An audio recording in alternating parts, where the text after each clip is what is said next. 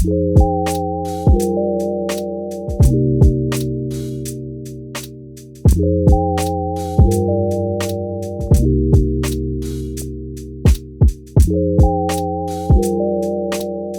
guys, welcome to Satsang Van Works for another van tour. If you've been following us, you know that we're in the middle of building a big rental fleet for Big Sky camper vans. This is the first one that we finished up. This is the template for 4 out of the 5 vans. So this is a really good idea of how the next 3 are going to turn out. So first thing when you get in, you're seeing a lot of these more and more in the van world, which are the flip-up Bellagio seats made by a company that we buy them from, a company in New Jersey. These things are epic. 2 seat belts. It'll flip down and fold up, as you can see in the video. Really stows away and creates more space in here if you want, but also creates a really nice seating area for the lagoon table that's mounted on the wall and when both of the captain's chairs swivel. So that makes a really great dinette sitting area. The big goal for these guys was to be able to sleep 6 and seat 4. So we have 2 captain's chairs and these guys, 4 seat belts.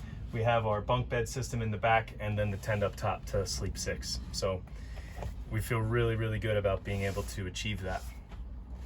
So the kitchen area, as soon as you put one of these guys in, so you're a bit limited in your kitchen space unless you were to throw the flares in and sleep transverse, but they haven't done that. So we have super simple. There's a company called Truck Fridge that makes these really great, super efficient fridges that we have become really big fans of. So these are going to be in every single one, but they're super clean and sleek. We have all of our CNC drawers, one really deep one here, and then our custom composting toilets on this side. So this guy obviously pulls all the way out. Toilet can pull out, and the way that they've set these up is this is not meant to be sat on here. We'll actually take it out and we can put it anywhere where they're camping, so it can be put outside. But it's a perfect little stowaway for them. More of the CNC drawers, so we have a silverware drawer and cups and mugs. But we're really stoked on how all these drawers turned out. They were all cut on the CNC and they all turned out perfectly. All the countertops are epoxy bamboo, which we're also really happy about. Super deep stainless steel Rivati sink. These guys are just the best as far as we're concerned. They're really, really solid, really sleek, really clean. Works really well. Overhead cabinetry was all done on the CNC machine, and we're really happy with these positive stop latches that we've been having a lot of success with. Having that nice positive stop on your latches when you're in something that moves is really, really reassuring. Super happy with that. We have outlets on both sides of the kitchen as well as right here, so that this lagoon mount can move outside and they can cook outside, or we can cook on either of the countertops. So this is just a little entry control panel. We really like the design of this. Has a little shoe cubby. We have USB ports here, an outlet for cooking outside or for charging on this side, and all the main puck lights in the center are on dimmers, and the heater control. And we have one of those, the rotating 12-volt self-touch lights just for the dinette area. And we found also these really cool touch puck lights that are underneath of the upper cabinets. They work really well just on a touch as well. So we're a big fan of those.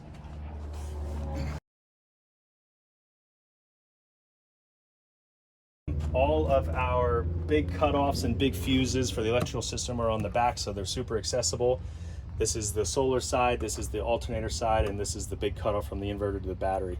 So it's really good to have all of those cut off. If there's anything that goes wrong, you can always work back the power so that you know which section of it is live when you're able to work on it. So if we ever needed to shut the power off for the solar, just turns right off. That turns off from the DC-DC, and then that turns the batteries off. You can hear it click. So back on, back on, back on.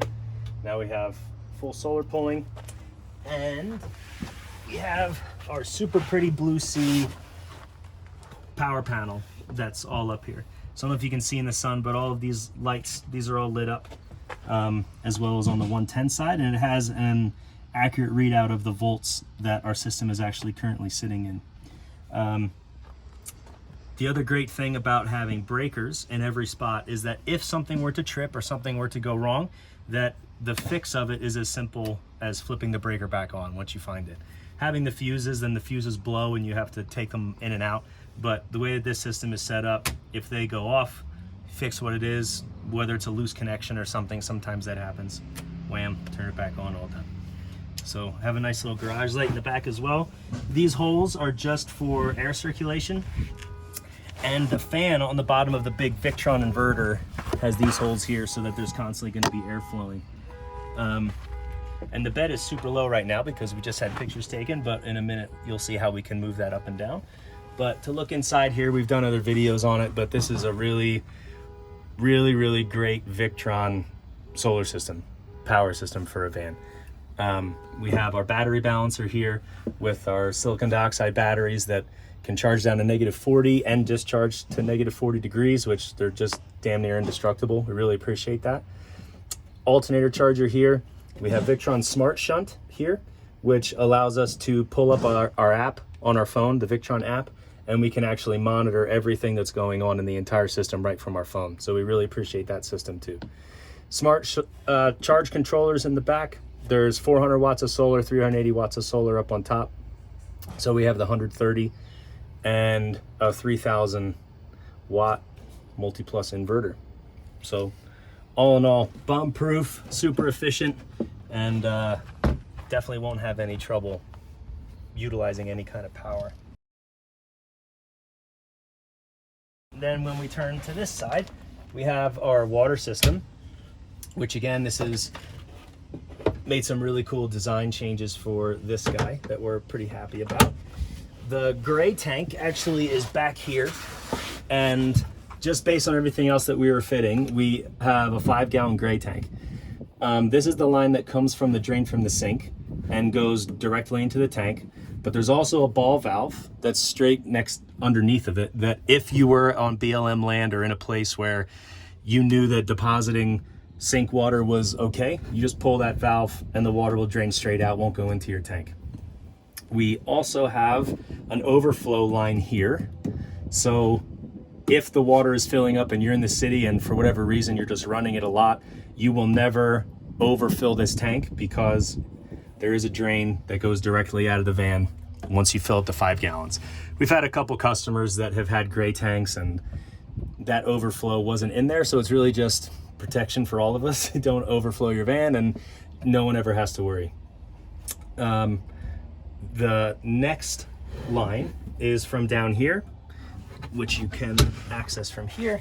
And this is to actually just drain the water directly out of the gray straight out, so that when it does fill up and you are conscious of it, you just open it up, the water drains right out of the van. These other lines from the back, they're going to the reservoir for the fresh air. And we did something differently this time than we've done before, where we actually plumbed in a positive line to fill this reservoir from the water pump. So typically it has 2 really big openings on it that you can manually fill, but we got kind of sick of it and just want to try and make it better. So this is a line that is going to come directly from the water pump to fill this tank. So if you're going to do that, you then must have a water outlet or an air outlet, which we found out by experience. We had this guy, because it's a swamp cooler hybrid, it has a water return and a water pump. So if you were to, which we did, if we were to run the water directly from the pump into the tank without giving it air relief, the tank will pop. So we called Fresh Air and found out that this plastic, for whatever reason, doesn't have the best pressure rating. However, that was our mistake. We should have known to do that. So we did a very simple thing where we plumbed in an overflow line, just like we did for the gray tank, onto the Fresh Air. That comes out, and now that overflow line will also act as a water relief for the tank, and that goes out. So now the entire water system is pressurized, entire water system is powered, which makes us feel really good. This side, that's our 35-gallon over the wheel well tank. So there's lots of, because there were 2 different systems for water in the van, we went with the biggest one we could. And this is the big fill line that comes in directly from the outside of the van that we also really appreciate and like very much. So yeah, this is the garage, and tons of storage for, obviously this is for a rental fleet, so we tried to be as utilitarian as possible, just as much open space. If you want to throw skis or throw a bike, can totally access all of that stuff. We have 370 watt solar panel sitting on top of the Falcon XL roof nest, which opens like so. So how these guys work, this cool little bungee cord actually acts as a way to keep the tenting wrapped in when you're closing it, and then otherwise it just hides at the bottom. Then these guys stick in diagonally.